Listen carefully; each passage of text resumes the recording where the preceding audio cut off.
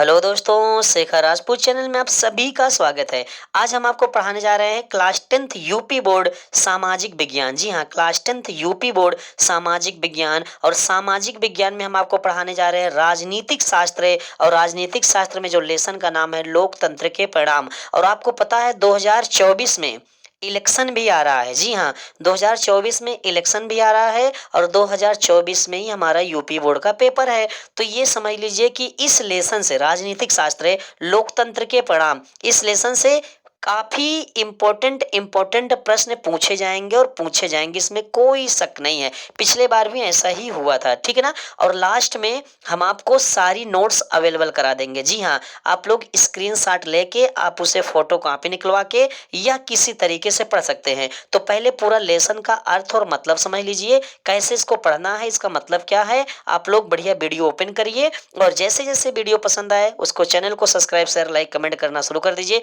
Video पसंद आए तो लाइक करना शुरू कर दीजिए। तो आइए स्टार्ट करते हैं लोकतंत्र के परिणाम। तो बहुत ही इंपॉर्टेंट लेसन है दोस्तों, बिल्कुल इग्नोर ना करिएगा, ठीक है ना।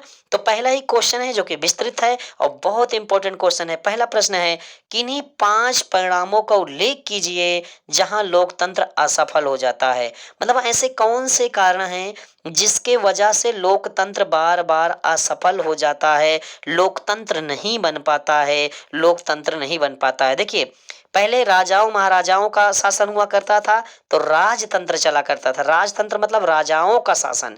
लेकिन आज लोकतंत्र है, अर्थात लोगों का शासन चलता है। ठीक है ना, लोगों का शासन। जैसे भारत देश में लोकतंत्र है तो लोगों का शासन चलता है। लोगों का शासन का मतलब ये हुआ कि लोग जब चाहें तब सरकार को गिरा सकती हैं और जब लोग चाहें तब सरकार को कुर्सी पर बैठा सकती है। लोगों की इच्छा है, लोगों की मर्जी है, जिसको चाहे हरा सकती है, जिसको चाहे जिता सकती है। ये लोकतंत्र है। लोकतंत्र का मतलब लोगों का समूह, लोगों का कलेक्शन, ठीक है ना। तो ये लोकतंत्र असफल क्यों हो जाता है, उसके कारण बताइए। तो देखिए, हम लोग आम आदमी हैं तो हम लोग जो है जब उम्मीदवार जो है हम लोग जो है जब वोट देते हैं, ठीक है ना, हम लोग जब वोट देते हैं तो सरकार बनती है, किसी की सरकार बनती है।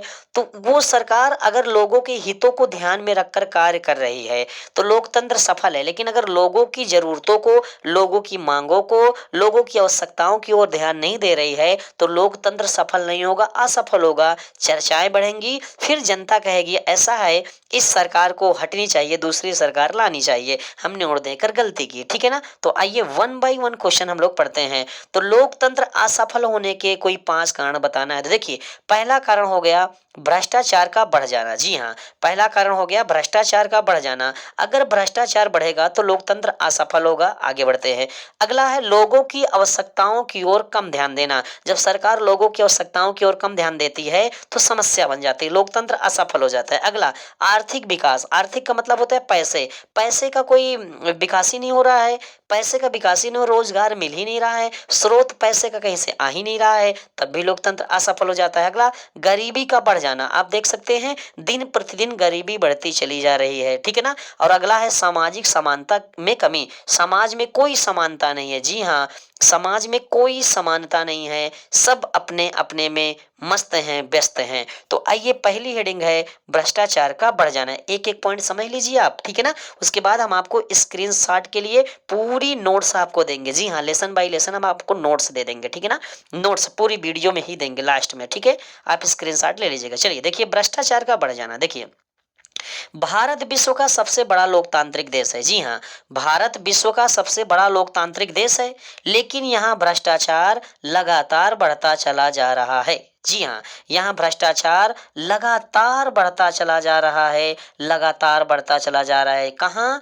यहाँ भ्रष्टाचार लगातार बढ़ता चला जा रहा है। उसका रीजन क्या है? उसका रीजन कई है, तो देखते जाएंगे और जहां नहीं आएगा पूछेंगे। तो भारत विश्व का सबसे बड़ा लोकतांत्रिक देश है, लेकिन यहाँ भ्रष्टाचार लगातार बढ़ता चला जा रहा है। दिन प्रतिदिन कहीं ना कहीं घटनाएं बढ़ती चली जा रही है, जिसके वजह से लोकतंत्र बार बार असफल हो रहा है, बार बार असफल हो रहा है। अगला है लोगों की आवश्यकताओं की ओर कम ध्यान देना। आप देख सकते हैं हमारे देश में जनसंख्या काफी अधिक है।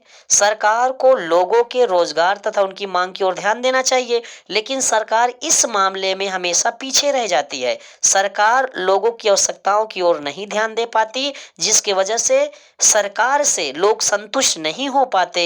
यही कारण है कि लोकतंत्र असफल हो जाता है। भाई अगर सरकार लोगों की आवश्यकताओं की ओर ध्यान नहीं देगी तो लोग सरकार से संतुष्ट नहीं होंगे, तो लोकतंत्र सफल नहीं होगा। ठीक है ना। अगला है आर्थिक विकास। आप देख सकते हैं लोकतांत्रिक सरकार में, लोकतांत्रिक मतलब जहां लोगों की सरकार हो, ठीक है ना, लोगों की सरकार हो। लोकतांत्रिक सरकार में लोगों को हमेशा आर्थिक विकास अर्थात रोजगार की उम्मीदें होती है। उम्मीद के मतलब हम लोग जो आप लोग हैं ना, हम लोग हमेशा सरकार से रोजगार की उम्मीद करते हैं कि सरकार रोजगार देगी, नौकरी देगी, ये देगी, वो देगी। लेकिन कभी कभी तानाशाही शासन व्यवस्था की वजह से आर्थिक विकास नहीं हो पाता। अर्थात तानाशाही जब शासन व्यवस्था होगी तो उसमें आर्थिक विकास हो ही नहीं पाता, मतलब हमें रोजगार मिल ही नहीं पाता। जब रोजगार नहीं मिल पाता तो यही कारण है कि लोकतंत्र असफल हो जाता है। भाई अगर लोग संतुष्ट नहीं है तो सीधी सी बात है लोकतंत्र असफल होगा। अगला कारण है गरीबी का बढ़ जाना। आप देख सकते हैं समाज में निचले स्तर के लोगों की संख्या अधिक होने के कारण उन्हें लगातार गरीबी का सामना करना पड़ रहा है, लेकिन सरकार इन गरीबों की ओर बिल्कुल भी ध्यान नहीं दे पाती, जिसके वजह से लोकतंत्र असफल हो जाता है। अर्थात सरकार को चाहिए कि गरीबों की ओर ध्यान दे, लेकिन सरकार गरीबों को ध्यान नहीं दे पाती, जिसकी वजह से लोकतंत्र असफल हो जाता है। नेक्स्ट है सामाजिक समानता में कमी। समाज में समानता है ही नहीं, सब बिखरे हुए। कैसे?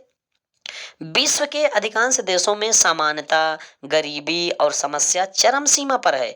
आज भी हमारे देश में समानता की कमी है। समाज को आज भी इन समस्याओं का सामना करना पड़ रहा है, लेकिन सरकार का इन समस्या की ओर तनिक भी ध्यान नहीं है, जिसकी वजह से लोकतंत्र असफल हो जाता है। तो लोकतंत्र असफल होने के इतने कारण हैं, लोकतंत्र असफल होने के इतने कारण हैं। ठीक है ना। तो आइए अगला क्वेश्चन देखते हैं और अच्छे से देखते जाइए। नोट्स हम आपको इसी वीडियो में पूरी दे देंगे, आप स्क्रीनशॉट लेके फोटो कॉपी निकलवा के अच्छे से पढ़ सकते हैं। ठीक है ना। तो अगला प्रश्न देखिए बड़ा सुंदर है, कि बहुत ही प्यारा प्रश्न है कि लोकतांत्रिक सरकार से लोगों को क्या उम्मीदें होती है।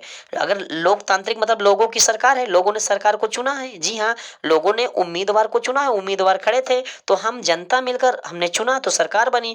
तो हमको सरकार से क्या उम्मीदें होती हैं, तो आप बताइए जनता को सरकार से क्या उम्मीदें होती है। बिल्कुल सिंपल तरीके से समझिए भाई, जनता को सरकार से क्या उम्मीदें होती है, जनता क्या चाहती है। जैसे भारत देश है तो भारत देश में लोकतांत्रिक सरकार है, लोगों द्वारा चुनी गई सरकार को लोकतांत्रिक सरकार कहते हैं। आप ये कह सकते हैं कि लोगों द्वारा चुनी गई सरकार को लोकतांत्रिक सरकार कहते हैं, हालांकि अभी बाद में परिभाषा में बता देंगे।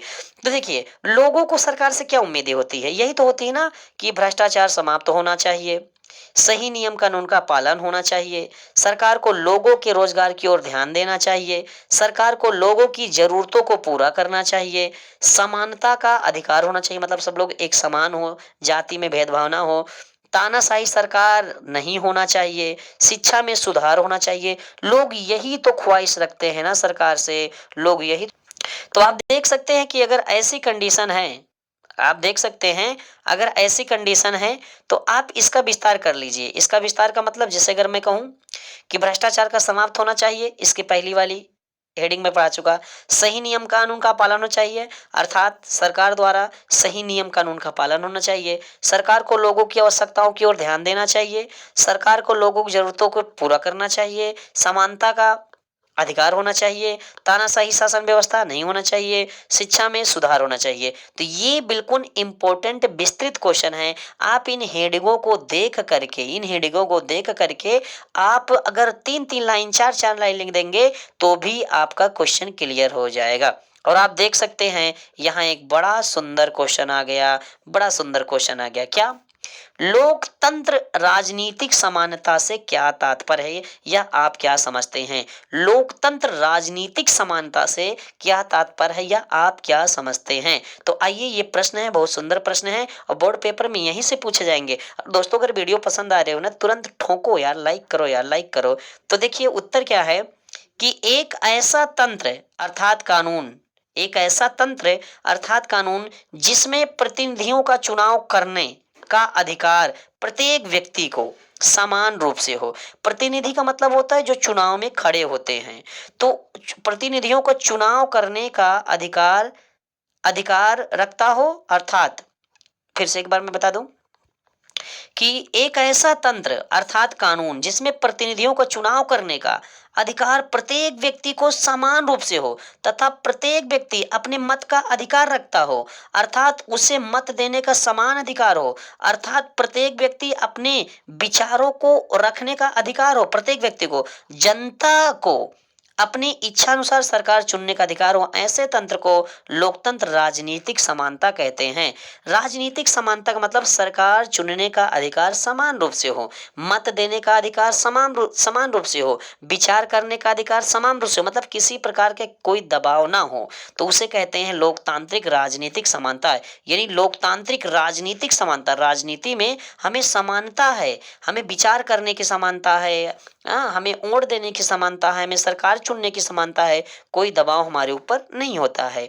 अगला प्रश्न है कि लोकतंत्र के परिणाम के निष्कर्ष पर प्रकाश डालिए। जी हाँ, लोकतंत्र के परिणाम के निष्कर्ष पर प्रकाश डालिए। तो देखिए, जैसे जैसे लोगों को लाभ मिलता जाएगा वैसे वैसे लोगों की उम्मीदें अधिक बढ़ती चली जाएगी और लोकतंत्र की ऐसी विचारधाराएं बढ़ती चली जाएगी और यह विचारधाराएं कभी समाप्त नहीं होगी। अर्थात ये कहने का मतलब है कि लोकतंत्र के परिणाम, अगर लोकतंत्र के परिणाम क्या होते हैं कि जैसे जैसे लोगों को लाभ मिलता जाता है वैसे वैसे लोगों की इच्छाएं बढ़ती चली जाती है कि हमें ये मिल जाए और मिल जाए, ये सुविधा मिल जाए।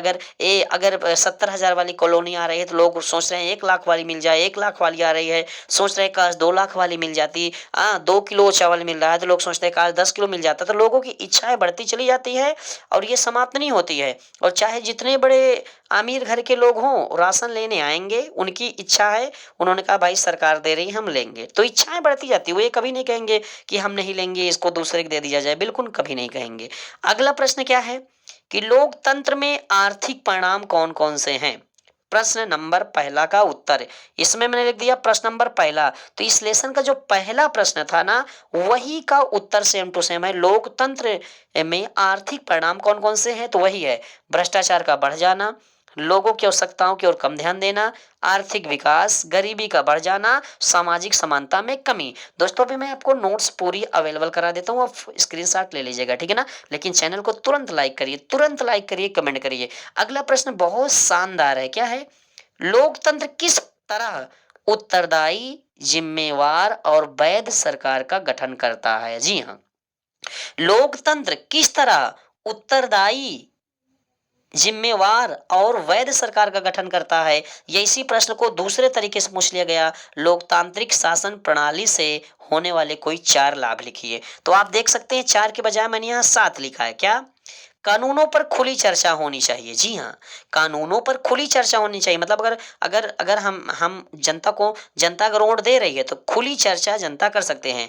वैध सरकार का गठन होना चाहिए, सूचना का अधिकार होना चाहिए, जवाबदेह सरकार का गठन होना चाहिए, जिम्मेवार सरकार का गठन होना चाहिए, उत्तरदायी सरकार होना चाहिए, स्वतंत्र एवं निष्पक्ष चुनाव होना चाहिए। ये क्या है, ये है लोकतांत्रिक शासन प्रणाली से कोई 4 लाभ। या तो लोकतंत्र किस तरह उत्तरदायी, जिम्मेदार एवं सरकार का गठन करती हैं, ये है, ठीक है ना। तो आइए विस्तृत क्वेश्चन में इसका विस्तार किया गया है, तो आइए हम लोग इसका क्या करते हैं, हम लोग इसका करते हैं विस्तार, ठीक है ना। नोट्स आपको दे दिया जाएगा, उसकी चिंता बिल्कुल ना करिए। चलिए, तो पहला क्या है, कानूनों पर खुली चर्चा होना चाहिए। तो देखिए, जनता को सरकार के नियम कानून पर जनता को सरकार के नियम कानूनों पर चर्चा करने का पूर्ण रूप से अधिकार होना चाहिए।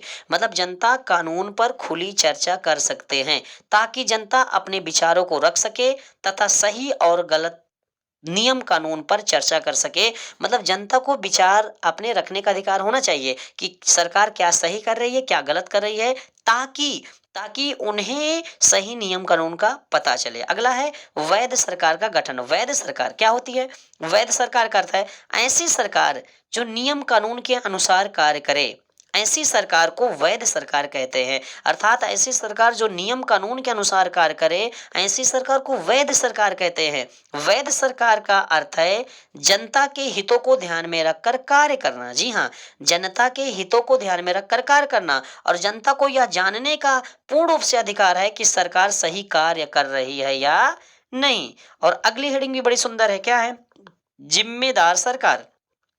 जिम्मेदार सरकार एक ऐसी सरकार होती है जो लोगों के रोजगार की ओर, उनकी मांग की ओर और उनकी आवश्यकताओं की ओर ध्यान देती है। जिम्मेदार सरकार का मतलब क्या होता है? जिम्मेदारी दिखाना। भाई अगर जनता ने हमको वोट देकर जिताया है, कुर्सी पे बैठाया, हमारी सरकार बनाया, तो जिम्मेदार सरकार का क्या वो होता है? रोजगार की ओर ध्यान देना, लोगों की मांगों की ओर ध्यान देना, उनकी आवश्यकताओं को पूरा करना। समझ रहे ना? सरकार जिम्मेदारी से लोगों की बातों को ध्यान में रखकर कार्य करे ताकि देश में शासन व्यवस्था ठीक ठाक चल सके। तो जिम्मेदार सरकार होना चाहिए, मतलब जिम्मेदारी होना चाहिए। ठीक है ना? अगला है उत्तरदायी सरकार। उत्तरदायी मतलब कैसे?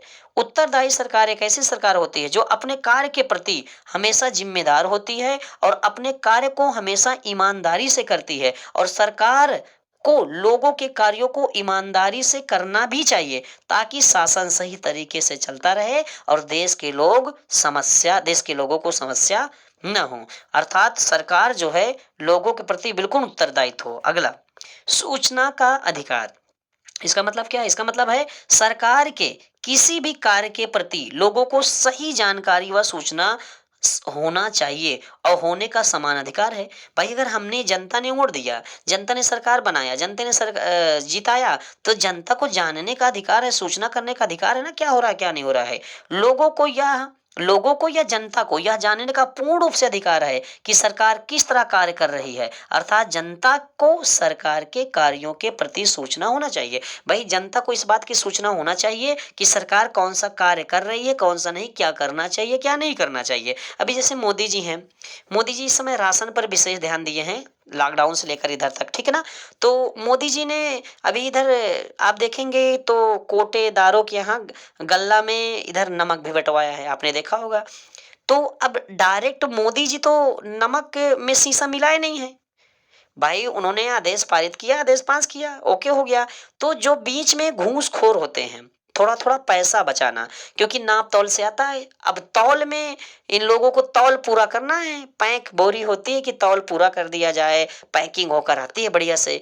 तो अब इन लोगों ने क्या किया, थोड़ा से फायदा उठाने के लिए ये जनता के बारे में नहीं देखा। जो लालची होते हैं, घूसखोर, चोर चमार, दुखा टोनिया बढ़िया, ऐसे लतेर गधा होते हैं, सब जो फालतू टाइप के किस्म के लोग होते हैं, बदतमीज लोग होते हैं, इनको दूसरे से मतलब नहीं होता। इनको ये मतलब होता है कि बस हमारे पास पैसा है, हमारे पास पैसा है, हमारे पास पैसा है। जैसे बहुत से अधिकारी पकड़े गए, उनके घर में छापा पड़ा, आप देख सकते हैं नेट पर, तो कितना अरबों खरबों पकड़ा गया पैसा है। साले पता नहीं रख के क्या करते हैं, बदतमीज होते हैं, गरीबों का पैसा लूट लेते हैं बदतमीजी करके, हाँ, घूसखोरी में। तो उसमें हमने भी ट्राई किया था, लोगों ने कहा। तो उसमें जब एक पन्नी, लगभग एक पन्नी, पन्नी में नमक आता था, जब एक पन्नी उसको घोला गया तो भैया एक अंजूरी तक लगभग उसमें शीशा मिला। हाँ हाँ हाँ, उसको वीडियो बनाया गया, सब लोगों को दिखाया गया, वो घुल ही नहीं रहा है, वो शीशा है, करबरा रहा है। तो नमक में शीशा मिला। तो अब डायरेक्ट सरकार ने मिलाया, बीच बीच में जो घूसखोर जैसे होते हैं, जो पैसा बचाने के चक्कर में पड़ जाते हैं। अब जैसे सरकार ने सड़क पास कर दिया कि भाई सड़क बननी चाहिए। अब जो सड़क के ठेकेदार होते हैं, अधिकारी होते हैं, ये लीपा पोती करके चले जाते हैं और पैसा बचाने के चक्कर में सड़क 2 कौड़ी के बना के चले जाते हैं। समझ रहे हैं ना? अब कोई सरकार जो कुर्सी पर शासन चला रही हो, गांव गांव थोड़ी चेक करने आएगी। तो सब बीच कुछ वाले ऐसे कर लेते हैं, यही सब होता है। ठीक है ना? ये सब रूल नियम कानून है, हालांकि ऐसा नहीं होना चाहिए। जैसे जो प्रधान होते हैं, आप समझ लीजिए, प्रधान कॉलोनी पास करवाते हैं, 10,000 की डिमांड चुप्पे से कर देते, भाई हमको 10,000 चाहिए, 5,000 चाहिए, हमको चाहिए तो चाहिए। ठीक है ना? ये होते हैं। इसे के ऊपर सिंग्रेटरी होते हैं, सब मिलजुल कर बढ़िया आराम से खाते पीते मौज मस्ती करते हैं। और जनता भी कहती चलो यार, 70,000 की, 1,20,000 की कॉलोनी आ रही है, तो 5,000 देने में क्या दिक्कत है। तो यही सब भ्रष्टाचार है, समझ लीजिए। ये क्या है? सब भ्रष्टाचार है। मतलब हालांकि ये गलत है, सरकार दे रही है जनता के लिए, तो जनता को पूर्ण रूप से वो चीज़ मिलना चाहिए। लेकिन बस जो घूसखोरी होती है, जो भ्रष्टाचारी होते हैं, जो भ्रष्टाचार होता है, ये सब लोकतंत्र को असफल कर रहा है। यही तो पढ़ाया जा रहा है। अब इसमें बताने में संकोच करने की जरूरत ही नहीं है, वही टॉपिक है, वही लेसन है, वही चीज बताया जा रहा है। तो अगला क्या है? जवाबदेह सरकार का गठन। हमें एक ऐसी सरकार का गठन करना चाहिए जो लोगों के पूछताछ पर सही जवाब दे सके। अगर लोग पूछताछ करें तो सही जवाब दे सके, तथा नियम कानून के खिलाफ कार्य करने पर लोगों को सरकार को जवाब देना चाहिए। अगर सरकार नियम कानून के खिलाफ काम कर रही है तो सरकार से जवाब मांगा जा सकता है और सरकार को जवाब देना भी पड़ेगा और देना भी चाहिए। ऐसी सरकार का गठन होना चाहिए। अगला है स्वतंत्र एवं निष्पक्ष चुनाव।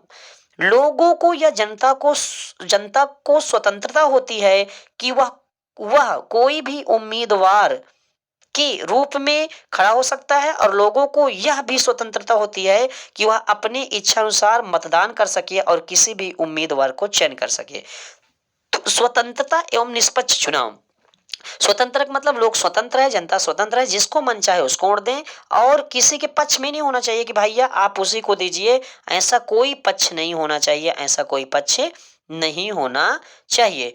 तो आप लोगों को मैंने बताया ना कि आप लोगों को बकायदा नोट्स मिल जाएगी। अभी लास्ट में मैं आपको पूरी नोट्स इसमें फोटो में दे देता हूँ, आप लोग स्क्रीनशॉट लेके पढ़िए, तैयारी कर सकते हैं। लेकिन एक एक पॉइंट समझते जाइए, ठीक है ना। और इतने शुद्ध सेंटेंस कहीं नहीं मिलेंगे। और अगर लग रहा हो तो चैनल को सब्सक्राइब शेयर लाइक कमेंट करते जाइए। एक बार सुन लीजिए, उसके बाद पढ़ते जाइए। देखिए अगला है कानून का शासन किस शासन व्यवस्था का नाम है। तो देखिए कानून का शासन लोकतंत्रात्मक शासन व्यवस्था का नाम है। जी हाँ, कानून का शासन लोकतंत्रात्मक शासन व्यवस्था का नाम है। अब देखिए ये क्वेश्चन बड़ा सुंदर है। लोकतंत्र में सबसे बड़ी चिंता क्या होती है, अर्थात किस बात की होती है। लोकतंत्र में, जैसे लोकतंत्र में लोग सरकार को चुनते हैं, तो सबसे बड़ी चिंता किस बात की होती है। सबसे बड़ी चिंता इस बात की होती है कि लोकतंत्र में सबसे बड़ी चिंता इस बात की होती है कि किस तरह से चुनाव किया जाए कि शासक अच्छा हो, शासक मतलब शासन करने वाला, और ईमानदार हो, ताकि देश में शासन व्यवस्था अच्छी हो। क्योंकि जब देश में शासन व्यवस्था अच्छी होगी तो देश की जनता भी खुश रहेगी, देश की जनता भी खुश रहेगी। तो बातें समझ में आ रही है। तो सबसे बड़ी चिंता इस बात की होती है कि किस प्रकार चुनाव किया जाए कि हमारा शासक देश को चलाने वाला अच्छा हो। जब देश को चलाने वाला अच्छा होगा तो सब कुछ अच्छा होगा।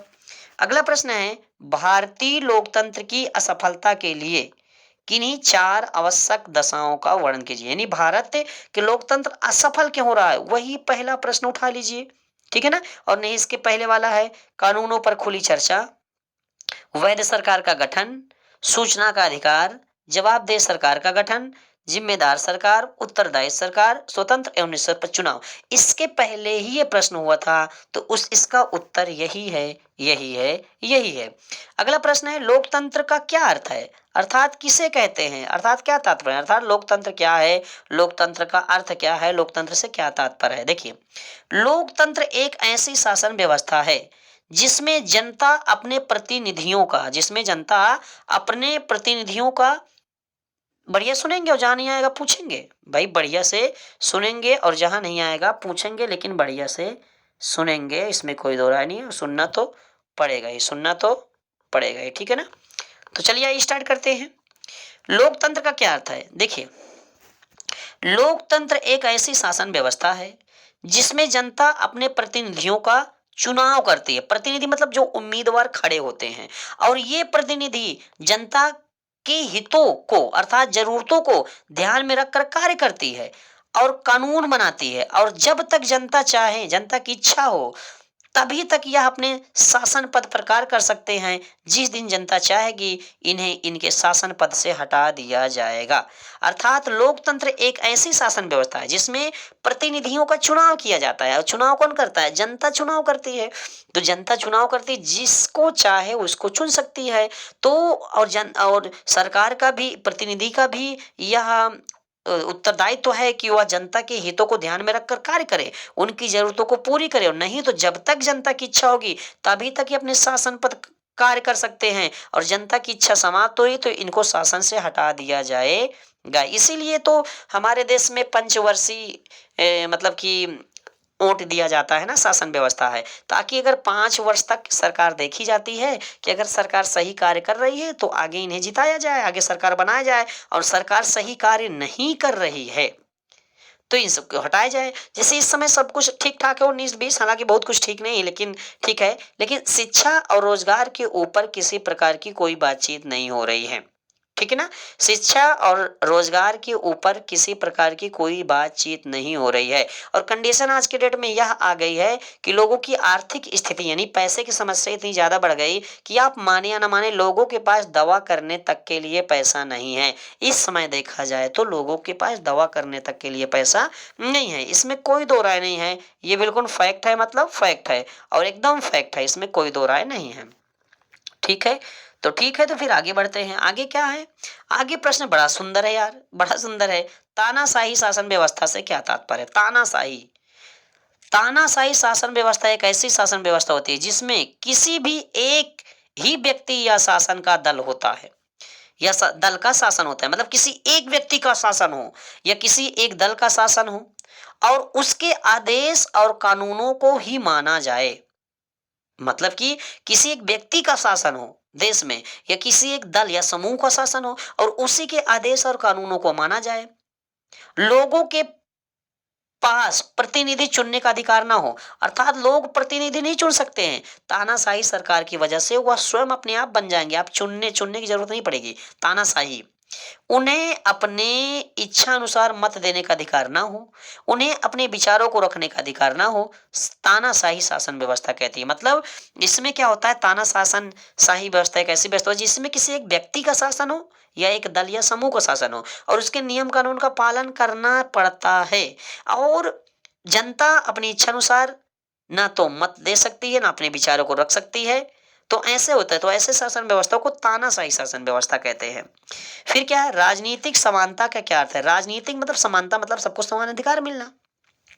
लोकतंत्र में प्रत्येक व्यक्ति को समान रूप से प्रतिनिधियों का चुनाव करने का पूर्ण अधिकार होता है। भाई लोकतंत्र लोगों का तंत्र है, लोगों का देश है, तो ये लोकतांत्रिक देश में प्रत्येक व्यक्ति को समान रूप से प्रतिनिधि चुनाव करने का पूर्ण अधिकार होता है। राजनीतिक क्षेत्र में सभी व्यक्तियों को विचार करने का समान अधिकार होता है, इसे राजनीतिक समानता कहते हैं।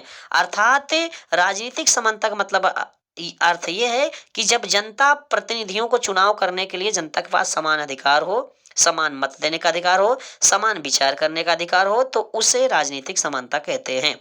अब देखिए यहाँ एक क्वेश्चन है कि आर्थिक समानता से क्या तात्पर्य है? जी हाँ, आर्थिक समानता से क्या तात्पर्य है, तो देखिए किसी भी देश में होने वाली आय का इस प्रकार वितरण किया जाए कि देश के प्रत्येक लोगों को उसका समान लाभ मिल सके ताकि उनका जीवन बेहतर हो सके, इसे समानता कहते हैं, अर्थात आर्थिक समानता कहते हैं। यानी किसी भी देश में होने वाली आय का, जो देश में आय हो रही है, आय हो रही है, ठीक है ना, उस सरकार इस तरह से उसका वितरण करे, इस तरह से लोगों को लाभ दें, चाहे रोजगार देकर, चाहे नौकरियां देकर, चाहे जैसे कि सभी लोगों का जीवन बेहतर हो और उनका जीवन अच्छे से गुजर सके। तो आइए दोस्तों लास्ट पेज हम लोग देखते हैं। जी हाँ, लास्ट पेज देखते हैं, फिर ये लेसन पूरी तरह से समाप्त हो जाएगा। फिर हम आपको नोट्स दे देते हैं, ठीक है ना, कैसे देंगे वो देख लीजिए। वैध सरकार से क्या तात्पर्य या किसे कहते हैं? ऐसी सरकार जो नियम कानून के अनुसार कार्य कर सके तथा जनता के हितों को ध्यान में रखकर सरकार मतलब कार्य कर सके और सभी लोगों को समान अधिकार दे, उसे वैध सरकार कहते हैं। वैध सरकार का मतलब ऐसी सरकार जो नियम कानून के अनुसार कार्य करे, जनता के हितों को ध्यान में रखकर कार्य करे, जनता की भलाई के लिए कार्य करे, ऐसे सरकार को वैध सरकार कहते हैं। वह कौन सा देश है जहां कि आधी से अधिक आबादी गरीब है? बांग्लादेश। बांग्लादेश में आधी से अधिक आबादी गरीब है, इनका जीवन गरीबी में ही गुजरता है। इस देश में रोजगार की कमी है। फिर एक प्रश्न है, विश्व में कितने प्रकार की सरकारें पाई जाती हैं? देखिए विश्व में लोकतंत्र, राजतंत्र, तानाशाही, 3 प्रकार की सरकारें पाई जाती है। लोकतंत्र का मतलब क्या होता है? लोकतंत्र मतलब लोगों की सरकार।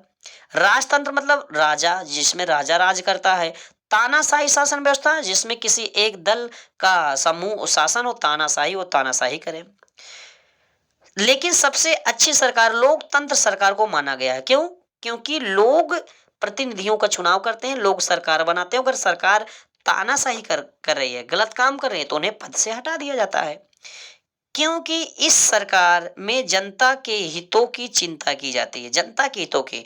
लोकतंत्र में जनता के हितों की चिंता की जाती है। ऐसा नहीं है सरकार जनता के हितों की चिंता कर रही है, भाई जिनके पास घर नहीं है घर दिया जा रहा है, उसके अलावा जिनके पास कुछ रोजगार नहीं 19-20 दिया जा रहा है, ये तो तमाम सारी चीजें हैं। जनता को ध्यान में रखकर कार्य करे। तो ये लास्ट प्रश्न आपका आ गया, बहुत सुंदर प्रश्न है। सरकार की चाल ढाल पर लोग कैसे प्रभाव डालते हैं? सरकार की चाल ढाल पर लोग वोट देकर प्रभाव डालते हैं। अगर सरकार की चाल अच्छी है, मतलब नियम कानून बढ़िया है, शासन व्यवस्था बढ़िया है, तो वोट उनकी तरफ जाएगा। और अगर उनकी तरफ वोट नहीं जा रहा है तो उनका चाल चलन अच्छा नहीं है, हाँ, नियम कानून। तो सरकार की चाल ढाल पर लोग अपने वोट देकर प्रभाव डालते हैं। लोग चाहे तो सरकार बना सकते हैं और लोग चाहे तो सरकार गिरा सकते हैं, ठीक है ना। ये यह लोगों के विचारों पर निर्भर करती है कि उन्हें सरकार बनाना है कि बिगाड़ना है।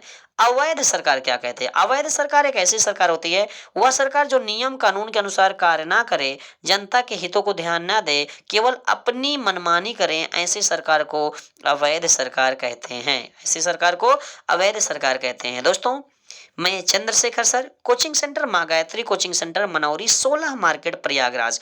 डायरेक्ट ऑफलाइन भी आप लोग क्लासे ले सकते हैं। चैनल का नाम है शेखर राजपूत। आप लोग इस चैनल को सर्च करिए और बढ़िया से पूरी वीडियो पढ़िए। इसमें क्लास 10 की हिंदी, सोशल साइंस, कला, सारी वीडियो पढ़ाई जा रही है। उसके अलावा इंग्लिश की वीडियो भी पढ़ाना है, अभी थोड़ा टाइम लग रहा है, बोर्ड एग्जाम नज़दीक आ रहा है।